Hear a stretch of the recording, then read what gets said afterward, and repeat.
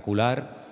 Son palabras que el Señor le dirigió a uno de los reyes de Israel y yo creo que nos van a hacer mucho bien y nos va a venir muy bien escuchar lo que el Señor le dijo, en este caso al rey Salomón, acerca de lo que tenía que hacer en tiempos de necesidad, en tiempos de crisis.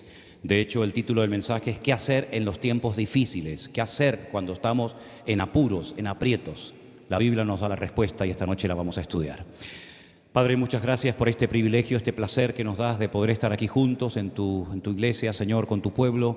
Te pedimos, Señor, que en esta tarde tú abras nuestros corazones, nuestros oídos, que estemos atentos, que queramos, Señor, recibir esta palabra y que tu Espíritu Santo nos pueda hablar y ministrar claramente, para que podamos en todo momento saber cómo tenemos que comportarnos, cómo tenemos que vivir, cómo tenemos que actuar en este tiempo difícil y peligroso en el que vivimos, pero donde tu palabra nos enseña y nos muestra claramente lo que tenemos que hacer y también lo que no tenemos que hacer.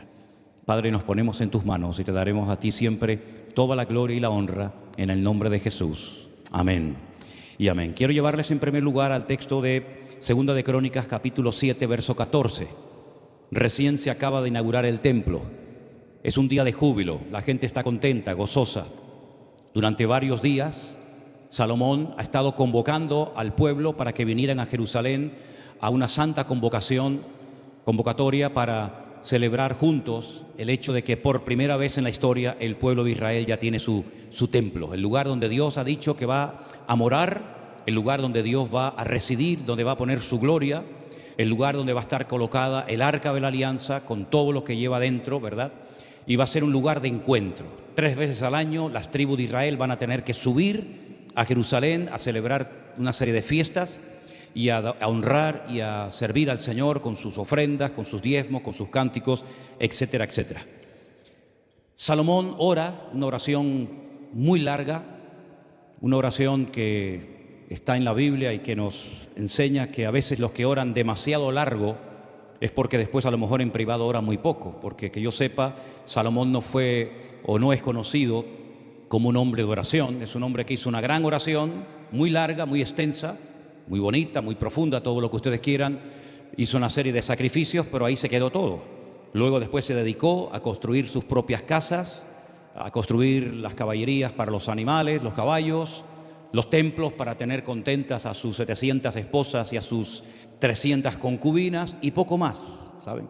Ahora bien, como el Señor sabía perfectamente que de esa etapa de júbilo, de gozo y de aparente consagración iba el pueblo tarde o temprano a entrar en una etapa de crisis, de bancarrota espiritual, corrompiéndose, dejándose arrastrar y seducir por las costumbres de los pueblos paganos que vivían en Canaán en aquella época y en sus alrededores. Hay un momento en el que Dios le habla muy claramente a Salomón y le dice lo que tiene que hacer el pueblo y todos sus hijos a lo largo de la historia en momentos difíciles, en momentos de crisis. El pueblo de Israel llegó a un punto en el que se olvidó de Dios, totalmente. Le dio las espaldas descaradamente a Dios, comenzaron a adorar imágenes que nunca tenían que haber adorado, comenzaron a practicar costumbres prohibidas por Dios en su palabra, pero el Señor les da el antídoto, les da la palabra exacta de lo que tienen que hacer cuando llegue ese tiempo de sequía, cuando llegue el tiempo en el que los enemigos que están ahora calladitos y en paz y quietos les ataquen y comiencen a complicarles la vida, la existencia. Cuando comiencen las cosas a ponerse difíciles en la vida, el Señor les dice con mucho tiempo de antelación lo que tienen que hacer para salir de ese callejón sin salida. Y esa respuesta de Dios, esa solución de parte de Dios, se encuentra, ya digo, en Segunda de Crónicas, capítulo 7, verso 14, un versículo muy conocido, probablemente muchos de ustedes lo conozcan de memoria, y que dice así: si se humillare mi pueblo, sobre el cual es invocado mi nombre, y oraren y buscaren mi rostro y se convirtieren de sus malos caminos, entonces yo oiré desde los cielos y perdonaré sus pecados y sanaré su tierra. 4 pasos fundamentales para obtener nuevamente la bendición y el respaldo del Señor.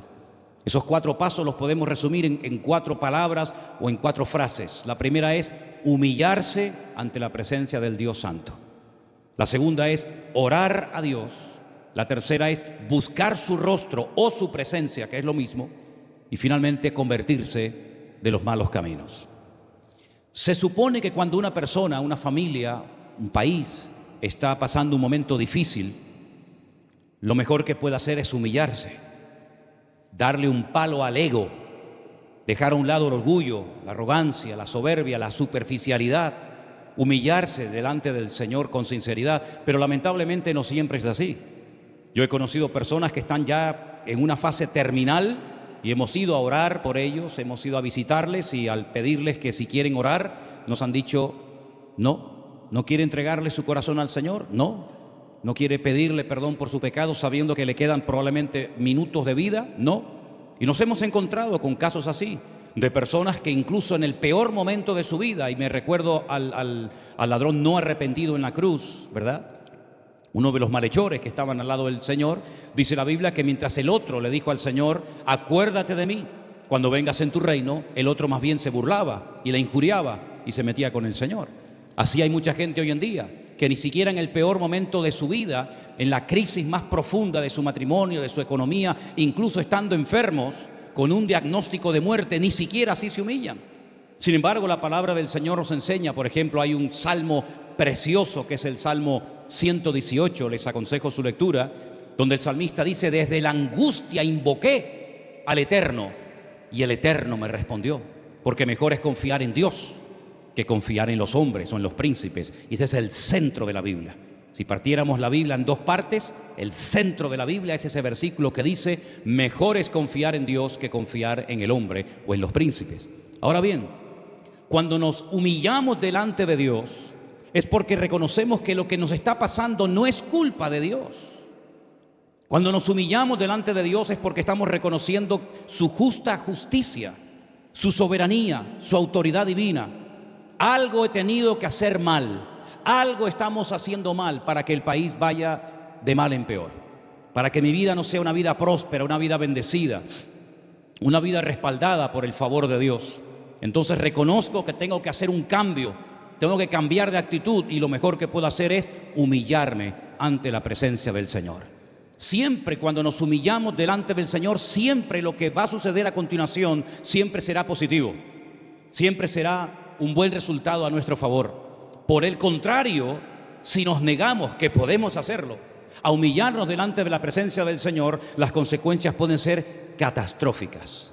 Y voy a ponerles dos ejemplos de dos personajes de la Biblia para que ustedes vean lo que puede ocurrir cuando una persona se niega a humillarse delante de la presencia del Señor. Por ejemplo, tenemos una porción en Segunda de Crónicas, capítulo 36, versículo del 7 al 11.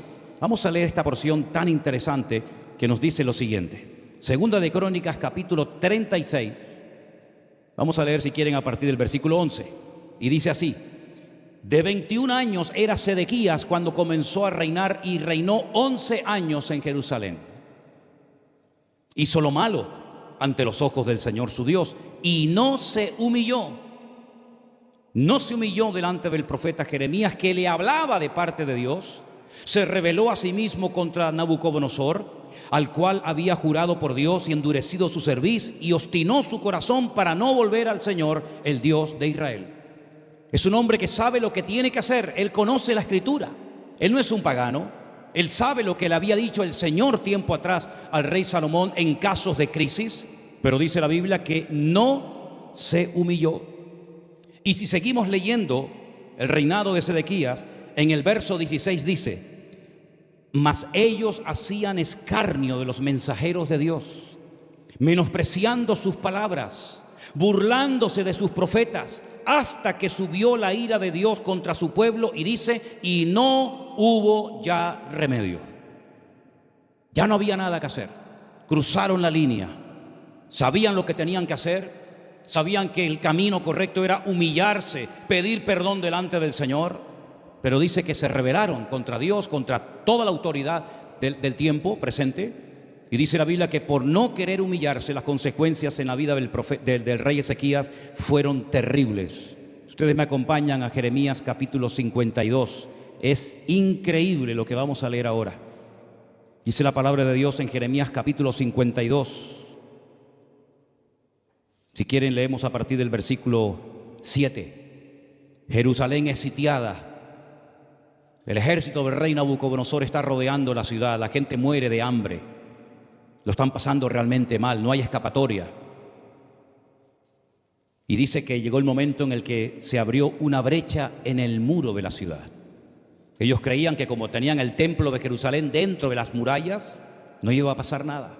Aunque fueran idólatras, rebeldes, desobedientes, no pasa nada. Sin embargo, dice aquí que llegó el momento en el que fue abierta una brecha en el muro de la ciudad y todos los hombres de guerra huyeron. Y salieron de la ciudad de noche por el camino de la puerta entre los dos muros que había cerca del jardín del rey, y se fueron por el camino del Arabá, eso es, al desierto, estando aún los caldeos junto a la ciudad alrededor. Versículo 8. Y el ejército de los caldeos siguió al rey y alcanzaron a Sedequías, aquel que no se quería humillar, ¿se acuerdan? Aquel que no se quería postrar delante del Señor. Dice que lo alcanzaron en los llanos de Jericó. Fíjese el camino desde Jerusalén hasta Jericó, hay un buen recorrido. Allí lo alcanzaron porque lo abandonó su ejército. Entonces, escuchen, prendieron al rey y le hicieron venir al rey de Babilonia a Ribla. Ribla es Siria, para que sepan que cada vez que lean el nombre de Ribla estamos hablando de Siria, en tierra de Amat, donde pronunció sentencia contra él. Escucha, degolló el rey de Babilonia a los hijos de Sedequías delante de sus ojos. Qué terrible escena, ¿no? Ver que el rey de Babilonia está haciendo eso terrible en contra de tus hijos. También degolló en Ribla a todos los príncipes de Judá. No obstante, el rey de Babilonia solo, gracias a Dios, no solo, ¿no? Solo le sacó los ojos a Sedequías. Le ató con grillos y lo hizo llevar a Babilonia y lo puso en la cárcel hasta el día que murió. Él sabía lo que tenía que hacer. Todo esto se podía haber evitado. Esta tragedia nacional, miles de personas muertas, sus propios hijos, mira la forma como mueren. Él queda ciego porque le arrancan los ojos, se lo llevan a Babilonia como si fuera un animal tirado por cadenas. Allí murió en una mazmorra. Todo eso se podía haber evitado si él hubiera hecho lo que dice Segunda de Crónicas 7:14. La solución, el remedio divino: si mi pueblo se humillare. Pero hemos leído que él no quiso humillarse, y el que no quiere humillarse delante de Dios, pues que se atenga a las consecuencias. Amén, hermanos. Hay cosas en la vida que podemos evitar si hacemos lo que Dios manda. Si ponemos en práctica la palabra de Dios, se pueden evitar muchas cosas.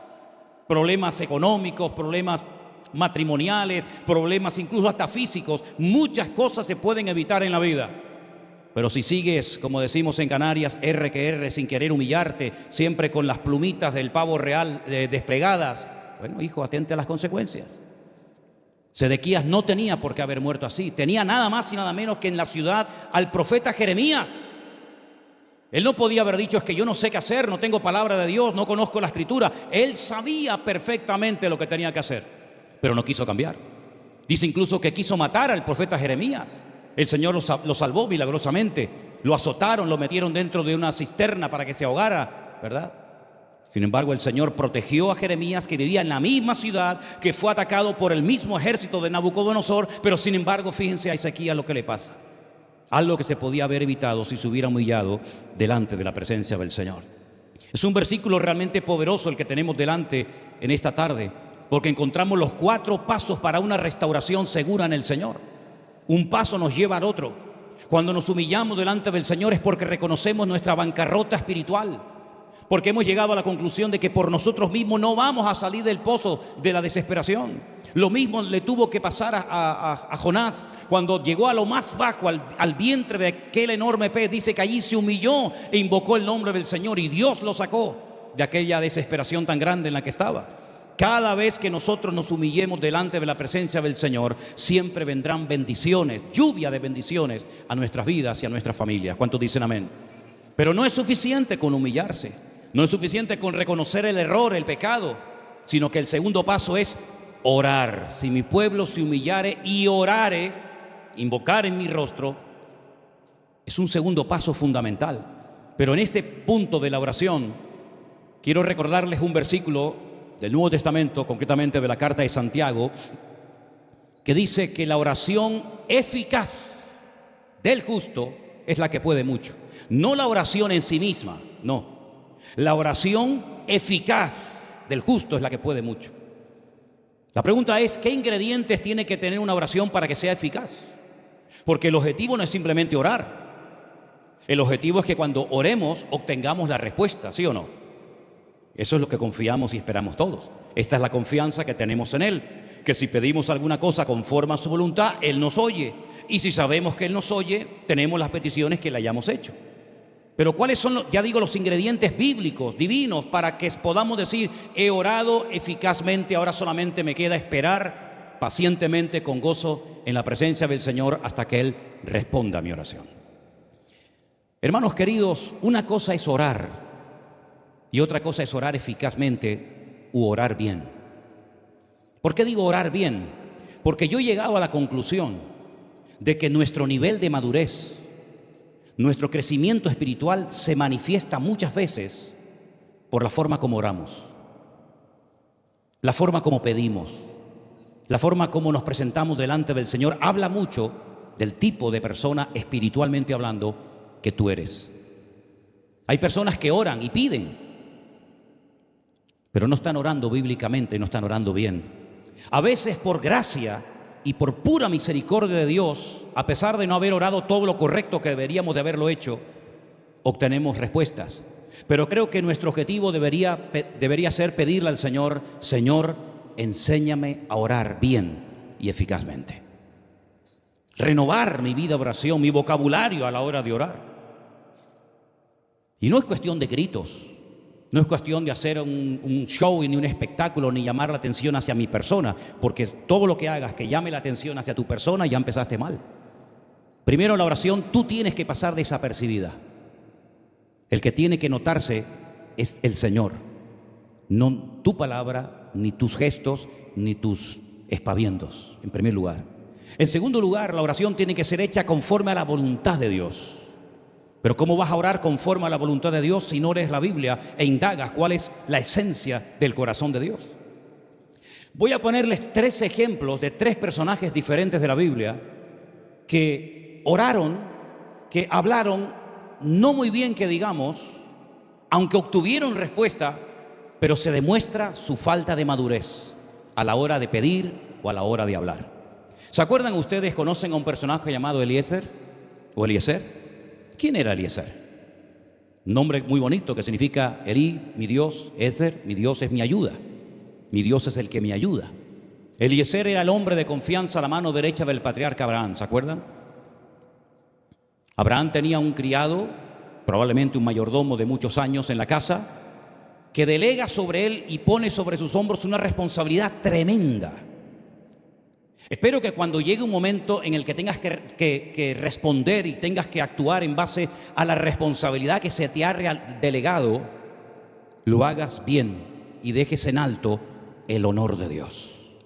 Porque Abraham se quedó en casa, Isaac se quedó en casa, y al que mandó a lejanas tierras fue a su criado, a su mayordomo llamado Eliezer. Él tuvo que viajar durante días, semanas, tal vez, probablemente, y no exagero, meses, hasta llegar a un lugar donde Abraham le había dicho que nunca llevara a su hijo, que él tenía que ir a buscar una ayuda idónea, una esposa para su hijo Isaac. Isaac estaba roto, porque Isaac se despidió de su madre el día que su padre lo lleva al monte Moriah de Jerusalén para ser sacrificado sobre un altar, ¿se acuerdan? Él se despide, le da el último beso, le da el último abrazo a su madre Sara.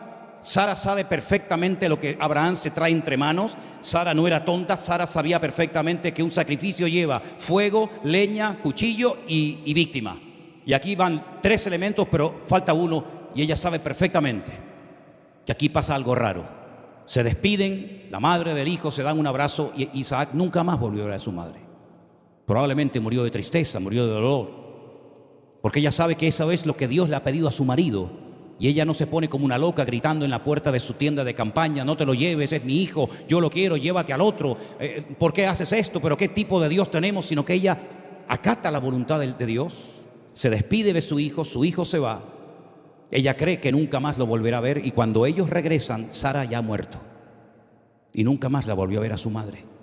Y él, de pena, de dolor, dice que salía todas las tardes al campo a meditar. Y se iba junto a un pozo, por cierto, que tiene mucha historia, se llama el Pozo del Viviente que me ve, y allí meditaba y allí reflexionaba, y dice que entonces es cuando el padre toma la decisión Ya Isaac tiene 40 años, ya no es un niño. Le dice a Eliezer: mira, es tiempo de que vayas a buscar una esposa para mi hijo. Después, cuando vino su esposa, Rebeca, dice la Biblia que se consoló. El vacío que había dejado su madre en su corazón, su esposa lo llena, y bueno, todos conocemos el resto de la historia. Pero fíjate qué interesante a lo que voy, a la hora de orar bien o de hablar bien. Eliezer emprende un largo viaje para ir a buscar a la esposa del hijo de su amo. Se ve que no es un hombre de oración. Conoce al Dios de Abraham, evidentemente, pero no es un hombre, digamos, comprometido con Dios, ni tiene la fe, ni mucho menos de Abraham. Pero él va en obediencia a un encargo que su amo le ha dado, que es muy importante. El futuro está en las manos de él en ese momento. Y cuando llega a un pozo, él dice: la primera que salga y me dé de beber agua a mí y a mis camellos, esa me la llevo. ¿Cómo? ¿Sabes lo que estás diciendo? Y si viene una idólatra, si viene una pagana, si viene una prostituta, es decir, la primera que venga y me dé agua y encima le dé de beber a mis 10 camellos que tienen que beber cada uno 100 litros de agua, ¿esa es la que yo me voy a llevar? ¿Así de fácil? ¿Así de superficial? Bueno, sabemos que Dios tuvo misericordia por amor a Abraham y también por amor a Isaac, pero eso no es una forma madura de orar. Esa no es una forma correcta de orar, de pedir a Dios. Generalmente la gente inmadura, la gente poco conocedora de la Escritura, están siempre poniendo pruebas y le dicen a Dios: confírmame hoy por la palabra que esto, o confírmame hoy con este predicador. Así son la gente inmadura, las personas que no saben moverse en el reino, las personas que siempre buscan o confirmación, o que alguien le ponga la mano encima y le ore, o le profetice, o le diga esto o aquello, ¿verdad? Y aquí está Eliezer, ahora solo, no está Abraham, no está Isaac, él está solo, entre comillas, ante el peligro, y a él no se le ocurre otra cosa que sí: la primera que me dé agua, esa me la llevo. ¿Será una mujer espiritual? ¿Estará casada? ¿Será viuda? ¿Será soltera? ¿O será como aquella que tuvo 5 maridos y el que ahora tiene no es el tuyo, que también fue a sacar agua a un pozo? Fíjate cómo se la jugó este hombre, orando y pidiendo algo que uno dice: pero qué poca profundidad, qué poca espiritualidad hay en todo esto. Bueno, por la gracia y la misericordia de Dios le salió bien el experimento, pero te la jugaste, amigo. Te la jugaste. ¿Te imaginas que hubiera llegado otro tipo de mujer y esa es la que te vas a llevar? Y esa es la que va a ser una de las matriarcas más importantes en la historia del pueblo de Israel. ¿Sabe lo que hay detrás de esta elección? El otro personaje que me llama mucho la atención, tampoco podríamos esperar mucho más de él, es una persona que no fue nunca nada espiritual. Aparentemente tenía pinceladas de ser un hombre espiritual. De vez en cuando parece que cambiaba, que se arrepentía, pero en el fondo de su corazón la realidad, la cruda realidad, nos guste o no, es que él nunca fue un hombre espiritual. Se encontró con un puesto, se encontró con un cargo que yo lo comparo a una camiseta que le quedó muy grande, se la encasquetaron encima y con el paso del tiempo el juguete se terminó rompiendo. Y estoy hablando nada más y nada menos que del rey Saúl. Un rey que está muerto de miedo en su tienda de campaña porque hace 40 días que hay un enorme, un gigante, un paladín filisteo que está amedrentando y asustando al ejército de Israel. Él no se atreve a ir, ningún soldado se atreve a ir, y entonces no se le ocurre otra cosa que decir: al homre que vaya y mate a Goliat le doy mi hija, nunca más pagará impuestos y lo haré parte de mi familia. Otra oración, otra petición totalmente alocada, sin ninguna profundidad, sin ninguna espiritualidad. ¿Cómo que al primero que venga y mate a Goliat? Es decir, el que me resuelva el problema, me da igual si es pagano, si es adorador de Milcón, de Moloc o de Quemos, me da igual, yo le voy a hacer el yerno del rey. Pero ¿cómo estás negociando con tu hija? ¿Cómo estás ofreciendo tu hija a alguien que no sabes quién es? Puede ser un idólatra que venga, puede ser que venga un pagano, puede ser que venga incluso hasta un filisteo traidor que quiera matar a Goliat para ser familia del rey. También, entre comillas, le salió bien la jugada por la gracia y por la misericordia de Dios, porque por allí apareció un jovencito, que era David, y él se enfrentó y bueno, se hizo familia del rey, etcétera, etcétera. Pero ahí te das cuenta otra vez, otro personaje que oró o dijo algo en alta voz sin ninguna profundidad, sino ahí: el que me saque del problema, a ese le bendigo y a ese le doy mi hija y le quito la obligación de pagar tributos, impuestos, etcétera, etcétera. Ya dije que no podíamos esperar otra cosa de Saúl. Saúl nunca fue una persona espiritual, por lo tanto sus decisiones, su forma de hablar, su forma de comportarse, su forma de reaccionar demuestra siempre su esencia, que era la desobediencia personificada. Pero hay un tercer personaje que es peor todavía. Porque Eliezer, por lo menos, bueno, con aquella palabra que dijo el Señor, pues le ayudó a traer una buena mujer. El caso de Saúl, pues también funcionó, porque gracias al Señor apareció por allí David. Pero ahora a este no se le ocurre otra cosa en un momento de euforia, en un momento de emocionalismo, que se da mucho en un tipo de creyentes hoy en día. Y es que cuando están contentos, cuando están eufóricos, el Señor le ha tocado por la palabra, una canción, un culto, lo que sea, hacen todo tipo de promesas, hacen todo tipo digamos, de propuestas al Señor, pero luego después algunos ni las cumplen, se olvidan, y en algunos casos mejor que hubieran cerrado la boca. Porque a este no se le ocurre otra cosa que decir: estoy tan contento, estoy tan alegre, estoy tan lleno del Señor porque he visto hoy una gran victoria contra el enemigo, que al primero que me salga por la puerta de mi casa, lo sacrifico al Señor en un sacrificio a Dios. Y estoy hablando de un juez de Israel que no sabemos, todavía los teólogos no se ponen de acuerdo si fue realmente un sacrificio o no fue un sacrificio. Yo no voy a entrar en esos detalles, pero la primera persona que salió por la puerta de su casa fue su esposo, fue su hija. ¿Qué les parece? Otra locura más. Mira, hay creyentes, escucha, a ver si puedo explicar esto y nadie se me ofende. Y si se ofenden, por lo menos que sepan por qué lo dije. Hay creyentes que están como en el filo de la navaja. ¿Saben lo que me quiero decir? Están en el filo de la navaja. Están entre la locura y la espiritualidad. Están entre el compromiso y la superficialidad. Están, pero no están. Están con su cuerpo, pero su cabeza hace años que se fue de aquí. Están como en el filo de la navaja, ¿verdad? Por una parte parece que están muy espirituales, muy comprometidos, pero a la hora de la verdad, pínchales un poco, pruébalos un poco, porque la Biblia dice que para usar a alguien primero hay que probarlo. Es mi deber, probarte, pincharte, a ver cómo reacciona. Y si son aprobados, entonces sí, pero si no son aprobados, no. Es como cuando te vas a comprar un coche de segunda mano, ¿no lo quieres probar primero? ¿Te fías así? Dices, no, yo lo quiere probar, no me hace falta. Todo en la vida que nos atrae y nos gusta siempre lo queremos probar o ver primero.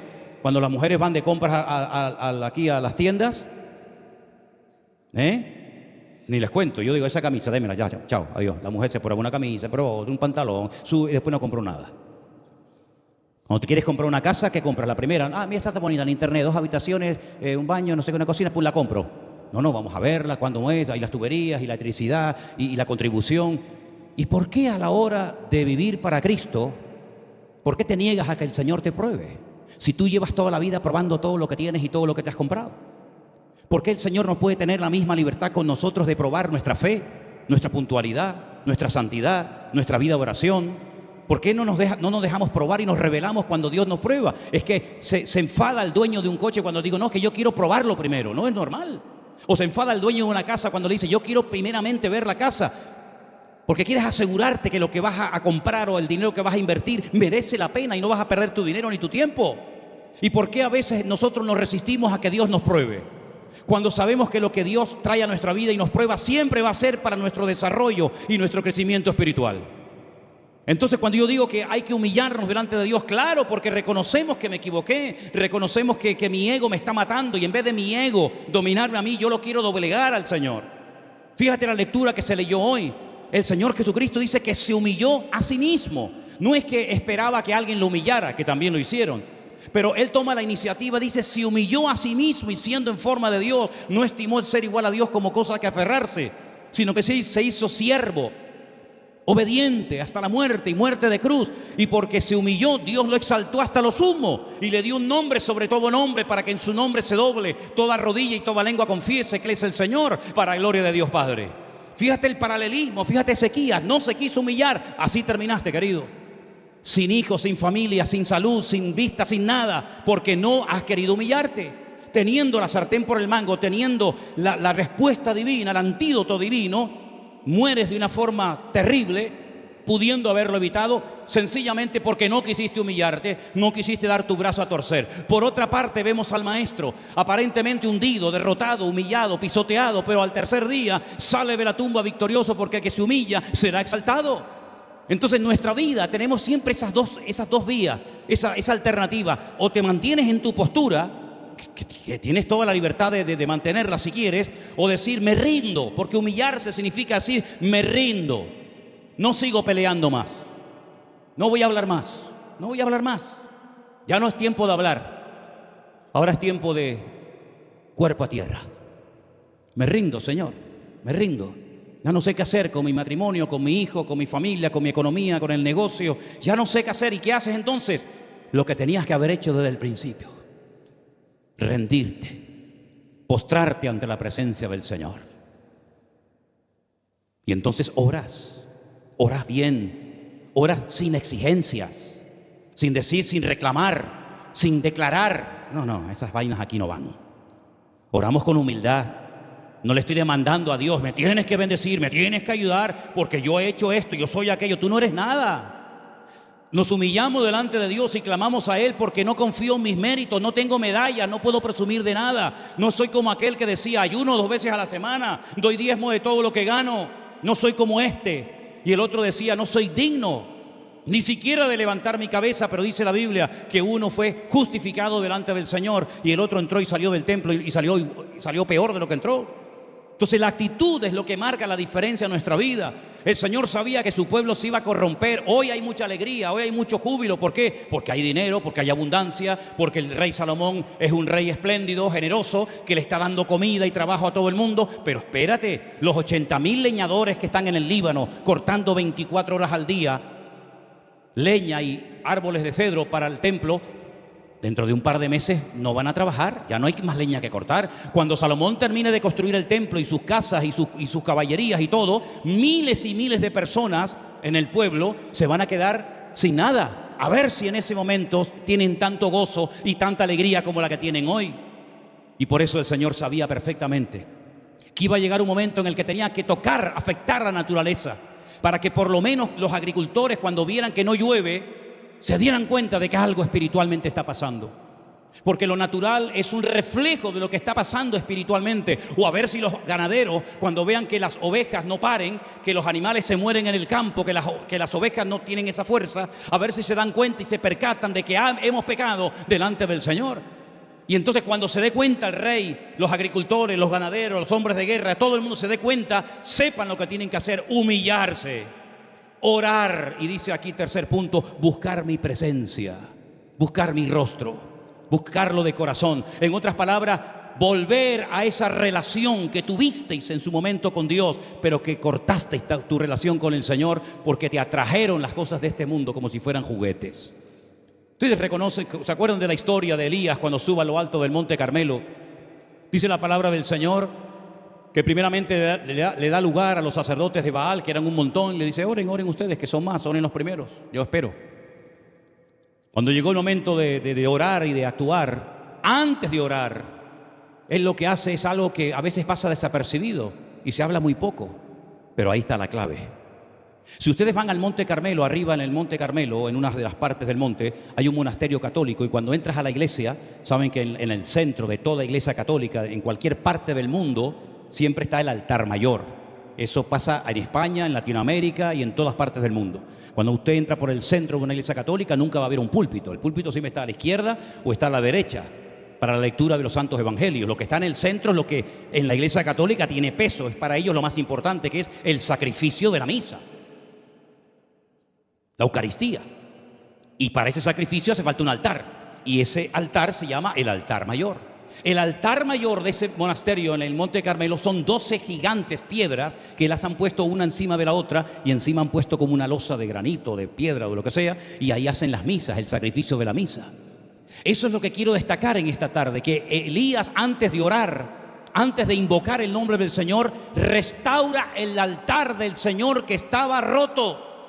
En otras palabras, si no hay comunión, si no hay relación con el Señor, ¿qué le vamos a pedir?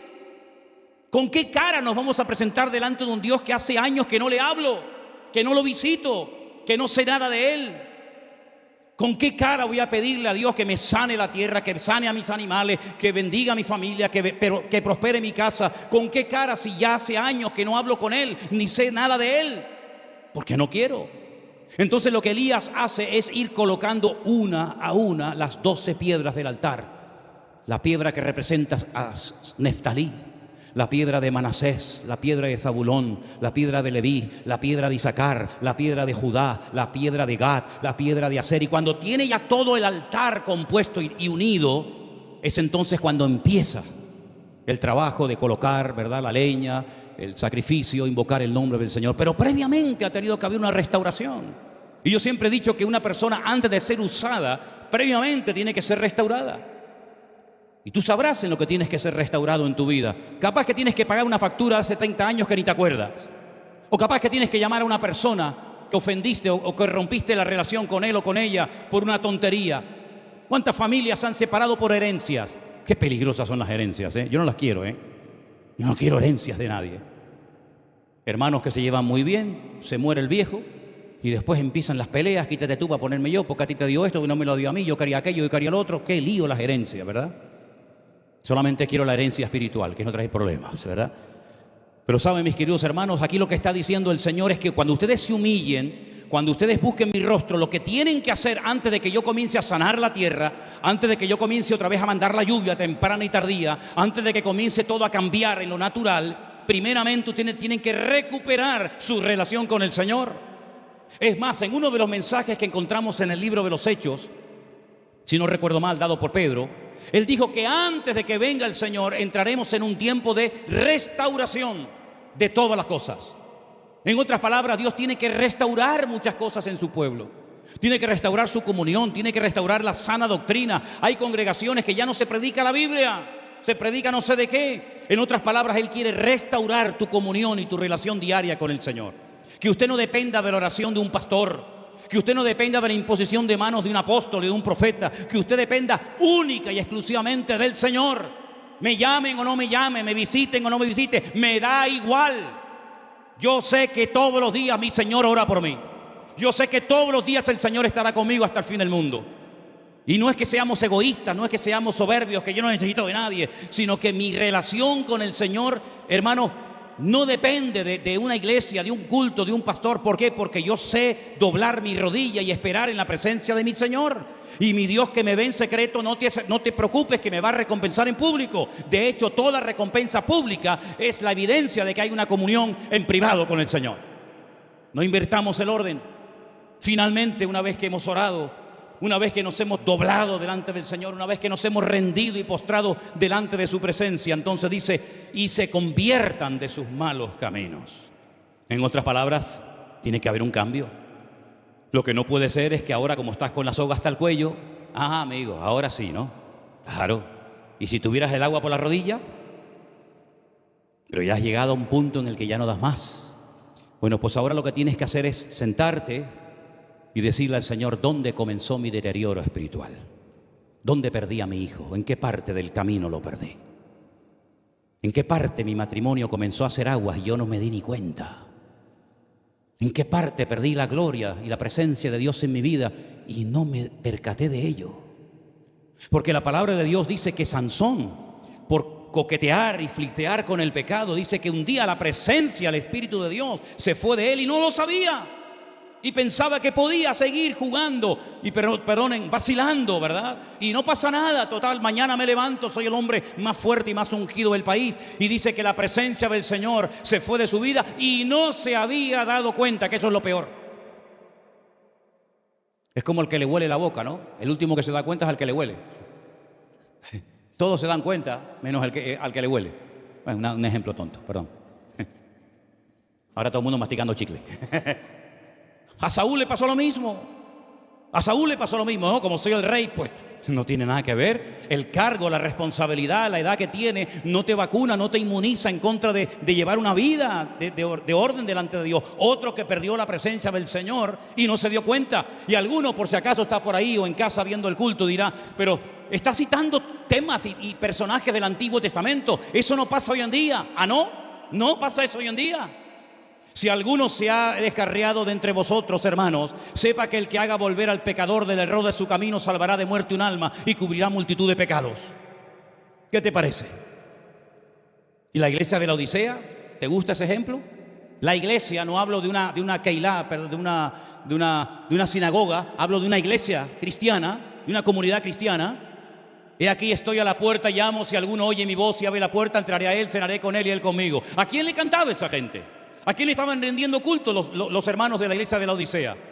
No, es que nos hemos enriquecido, no tenemos necesidad de nada. Y el Señor la confronta y le dice, no saben nada, pobres, ciegos, desnudos, desventurados. En otras palabras, también otra iglesia entera había perdido la gloria, la presencia del Señor de la iglesia, y no se habían percatado, no se habían dado cuenta. Y a la iglesia de Sardis, tienes nombre de que vives, pero estás muerto.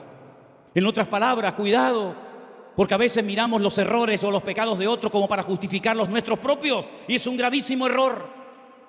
Aquí lo que tenemos que hacer todos es lo que dice el texto: humillarnos, orar delante de Dios, buscar su rostro y convertirnos de nuestros malos caminos. ¿Cuántos dicen amén? Para el mundo, humillarse es señal de debilidad. De hecho, a veces he escuchado a alguna gente que dice, yo no me voy a dejar humillar por nadie. Yo tengo mi orgullo. Y yo digo para mí, así te va. A mí no me humilla nadie, porque yo ya me morí hace 40 años. Y a un muerto no se le puede humillar, ¿sí o no?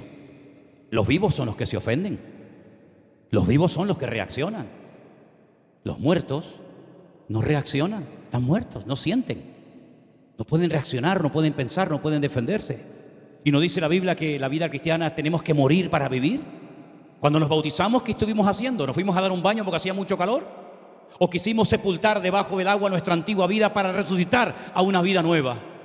O ese texto que dice Pablo, donde dice, ya no vivo yo, mas vive Cristo en mí, y lo que ahora vivo, lo vivo en la fe del Hijo de Dios, ¿verdad? El cual me amó y me salvó y se dio a sí mismo por mí. ¿Eso que solamente es para Él? ¿O eso también es un lema para todos y para cada uno de nosotros? Miren lo que dice, por ejemplo, Primera de Pedro 5:6. No sé si lo tienen por ahí preparado. Léalo conmigo, por favor, hermano. Primera de Pedro 5:6 dice, humillaos pues bajo la poderosa mano de Dios, para que Él os exalte cuando fuere tiempo. ¿Cuándo es el tiempo? No lo sé. El tiempo de humillarse, ¿cuándo es? Ahora. Y el de ser exaltado, no lo sé. Pero yo sé que si me humillo delante de Dios, pero escuchen, por si alguien piensa que, bueno, me humillo una vez. No, es toda la vida, todos los días. Todos los días empezamos de cero. Cada vez que me subo aquí arriba me tiro al suelo, esa es mi costumbre, no sé lo que harán otros. Yo cada vez que me subo aquí me tiro al suelo. Y me pongo tirado a tierra y digo, Señor, he predicado miles de veces, pero ahora es como si fuera una vez más. Y dependo del Señor cada día, para todo depende, y cada vez más, cada vez más. No es que cada vez menos, al contrario, cada vez te das cuenta de que depende más del Señor, pero para todo, absolutamente para todo. Y a veces digo, Señor, que no me inviten, porque cuando me invitan ya me pongo nervioso, ya no como, ya no duermo, porque estoy pensando que voy a hablar, que no voy a hablar. Y dice, pero después de tanto tiempo, todavía, claro que sí. Y es humillarnos delante del Señor cada día. No es que me humillé hace 30 años y ahora ya nada, no. Es cada día me humillo delante del Señor. Dice Lucas 14:11, tremendo este versículo también. Porque cualquiera que se enaltece será humillado, y el que se humilla será enaltecido. ¿Saben quién fue la primera, no sé si decir persona, porque no es correcto decir persona, pero el primer ente, el primer personaje que se exaltó delante de Dios? ¿Saben quién fue? Ese mismo. Satanás. Satanás se vio tan hermoso, tan capaz, que mirando aquella vestidura, porque yo siempre he dicho al Señor, le he preguntado al Señor, Señor, ¿cómo creaste a Satanás tan hermoso y a nosotros tan feos? Coges barro y no nos das ni un trapito. Y a este lo pones con una vestidura impresionante, y cuando terminas de crearlo dice, este es el sello de la perfección. Y el Señor dice, porque Él sí puede declarar, este es acabado en hermosura. Y añade, y lleno de sabiduría. Eso no lo dijo cuando creó a Adán y a Eva. No dijo Adán el sello de la perfección, sino que dijo, no es bueno que esté solo. No es bueno que esté solo. Y le metió así, ¡crack!, un corte, y le sacó a Eva de dentro, que la llevaba dentro, espalda con espalda. ¿Qué te parece? Pero ¿de qué le sirvió toda esa hermosura, todo ese conocimiento y toda esa sabiduría? Se miró un día delante de la presencia de Dios y dijo, me sentaré en el trono de Dios. Pero en ese trono solamente hay espacio para uno. Luego, si te quieres sentar en el trono de Dios, ¿quiere decir que quieres dar, permítame el símil, un golpe de estado? ¿Quieres quitarlo a él para sentarte tú? ¿Por qué? Porque eres hermoso, eres bello, eres atractivo. Oiga, Satanás sabe tocar todos los instrumentos del mundo, y sabe todos los idiomas de la tierra, y sabe aritmética, biología, matemática, todo lo sabe. Es un ser tremendamente sabio, pero lo perdió todo. Y dice, y los que te vieron y los que te conocieron cuando pasen por ti dirán, este es el que asustaba a la gente, este es el que hacía tropezar a los pueblos y a las naciones. Este personaje siniestro tan elevado ha caído tan bajo, claro, porque el que se enaltece será humillado. Seré semejante al Altísimo, me sentaré en el trono de Dios. Pero fíjate, Filipenses 2, lo hemos leído esta tarde, siendo igual a Dios, no se aferró a sus atributos, a sus privilegios, sino que se humilló a sí mismo. En otra palabra, descendió y el otro subió. Y ya sabemos el resultado, tanto de uno como de otro. Entonces, mis queridos hermanos, este versículo, este texto es tremendamente poderoso porque no caduca en el tiempo ni en el espacio. Es un versículo que nos ayuda a salir de crisis, de tiempos difíciles, de tiempos de angustia. Cuando dice, Dios mío, es que ya no sé qué hacer. Entonces, lo que tenemos que hacer es dar los 4 pasos bíblicos, humillarme delante de Dios. No sigas hablando, no sigas hablando, cállate, tírate al suelo, tírate al suelo. Te humillas delante de Dios. Comienzas a orar, no a pedir, porque la oración no solamente es cuestión de pedir. Comienzo a buscar esa relación que tuve con Dios, que la perdí no sé dónde. Como yo le dije una vez a uno, digo, oye, ¿dónde dejaste el yelmo? El yelmo que se te cayó hace tiempo. Y la coraza y la espada la perdiste. Mira a ver dónde la dejaste, muchacho. Y algunos que no saben de lo que estoy diciendo empiezan a decir, no sé, la habré dejado por aquí. Digo, sí, búscala por aquí que la vas a encontrar. Entonces hay que pararnos y decir, ¿dónde empecé a enredarme? Como dice la Biblia, ninguno que milita se enreda en los negocios de la vida. Pero algunos dicen, no, pero eso es para los pastores. ¿Ah, sí? ¿Tú no estás militando en el reino de Dios? ¿Tú estás en otro ejército diferente al mío? ¿No estamos todos en el mismo ejército? Pues dice la Biblia que ninguno que milita en el ejército de Dios se enreda, se deja atrapar por el sistema faraónico del mundo, sino que al contrario huye de él para tener más tiempo para servir al Señor. ¿No sacó el Señor a su pueblo de la esclavitud? ¿Para qué? ¿Para que le sirviera? ¿Para qué vino el Señor a este mundo? Para liberarnos del pecado, para que podamos servirle. Como dije el otro día, David, ¿para qué venció a todos los enemigos? Para que en tiempo de paz Salomón pudiera hacer la obra de Dios. ¿Para qué vino Cristo? Para derrotar al diablo y a sus demonios. ¿Para qué? Para que con la paz que tengo pueda servir al Señor como Salomón sirvió en lo natural, pero yo en lo espiritual.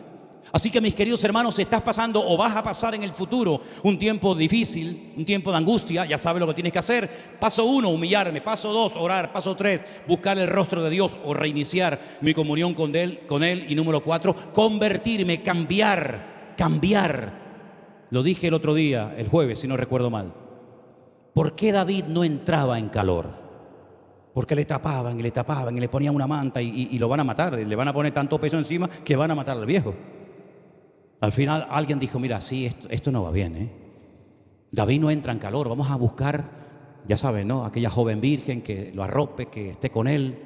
Necesita calor humano, no calor de mantas, de cosas, necesita calor humano. Este hombre está falto, carente de amor fraternal, de calor humano. Y mira cómo se solucionó el problema. Si sigues haciendo la misma cosa y no sale bien, pues tienes que pararte y decir, Señor, no tendré yo que convertirme. Y convertirme no es que soy un pecador, no, convertirme es querer cambiar. Quiero aprender a hacer las cosas bien. El problema es que a veces algunos llegan a un punto en la vida que ya no quieren aprender. Ya tienen esa actitud de decir, bueno, yo ya tengo una edad, yo he estado en un montón de iglesias, yo ya me he leído la Biblia 30 veces. ¿Qué voy a aprender yo ahora? Pues sabes, es mejor empezar de cero que no acabar la carrera. El Señor hoy nos da la respuesta bíblica, el antídoto perfecto para salir de cualquier crisis. Ay, si don Pedro, el que vive allí, Pedro, humíllate delante de Dios, busca el rostro de Dios y España levantará cabeza. Señor Maduro, yo sé que este mensaje lo va a ver. Señor Maduro, déjese de rollos. La Navidad no es el 1 de octubre, caballero. Usted lo que tiene que hacer es lo que dice la palabra de Dios, humillarse delante de Dios, pedirle perdón a los venezolanos por el destrozo que está haciendo en su tierra, que se la entregaron hermosa y la va a entregar hecha a pedazos. Orar delante de Dios, no irte a los brujos, santeros y curanderos. Buscar la presencia del Señor, humillarte delante de Él, cambiar el rumbo, dejarte pastorear, dejarte asesorar, y el Señor sanará otra vez a Venezuela y a Cuba y a cualquier... Pero si no hacemos lo que Dios manda que hagamos, después no le echemos la culpa a Dios de que las cosas no salen bien. El problema, ya digo, no está en el Creador, el problema está en la criatura. El problema no estuvo en Dios, el problema estuvo en Adán. El problema no estuvo en Dios, el problema estuvo en Israel. El problema no estuvo en Dios, estuvo en el rey, y así sucesivamente.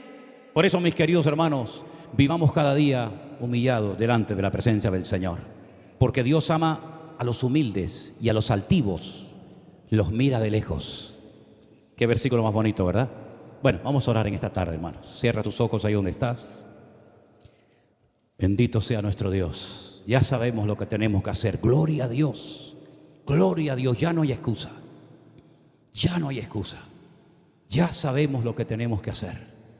Humillarnos delante del Señor, orar bien delante de Él, buscar su rostro de todo corazón, convertirnos de nuestros malos caminos, y entonces, dice el Señor, yo sanaré vuestra tierra y perdonaré vuestros pecados. Bendito sea nuestro Dios. Si nosotros hacemos nuestra parte, no les quepa la menor duda, mis hermanos queridos,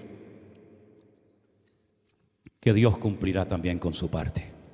Es un versículo que nos habla de lo que nosotros tenemos que hacer y de lo que Dios hará si nosotros hacemos nuestra parte.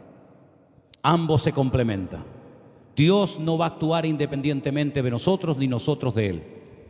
Nos juntamos, yo reconozco mi incapacidad, yo reconozco mi dependencia de mi Dios, y mi Dios vendrá en mi auxilio cuando me esté hundiendo en las tormentas de la vida. Señor, sálvame que perezco, y el Señor estirará su mano y me sacará y me dirá, tranquilo, yo estoy contigo todos los días hasta el fin del mundo. Nuestro Dios cada día nos da oportunidades para demostrar nuestra madurez. Nuestro Dios cada vez nos dará mayores responsabilidades. Crezcamos y maduremos de tal manera que dejemos siempre en buen lugar y la gloria de Dios en alto. Aleluya. Póngase de pie conmigo, mi hermano querido. Gloria a tu nombre. Gloria a tu nombre.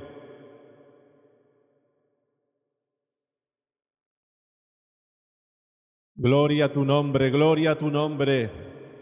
Gloria a tu nombre. Recibe toda la gloria. Gracias, Señor, te damos por este tiempo en tu presencia. Gracias, Señor, por la ministración de tu Santo Espíritu. Gracias, Señor, por tu santa y divina palabra hablando a lo profundo de nuestros corazones. Gracias, Padre, en el nombre de nuestro Señor Jesucristo, de quien somos y por quien vivimos. Señor, te damos gracias una vez más por manifestarte en nuestras vidas, por tocar nuestros corazones, Señor, por tocar cada una de nuestras vidas, Señor, en el nombre poderoso de Jesús. Nos despedimos, Señor, de este lugar, pero no de tu presencia. Ponemos en tus manos esta semana. Señor, guárdanos, líbranos, revoluciona nuestra vida espiritual, aviva nuestra vida espiritual, Dios mío, que el fuego de tu Espíritu arda en nuestros corazones. Padre, en el nombre de Jesús de Nazaret, que todo altar privado, Señor, sea restaurado para que tu fuego descienda, para que tu fuego caiga, para que la manifestación de tu gloria sea evidente. Dejamos, Señor, todo en tus manos y te damos gracias, Padre, en el nombre de tu Santo Hijo Jesús. Amén y amén. Gloria a Dios, hermanos.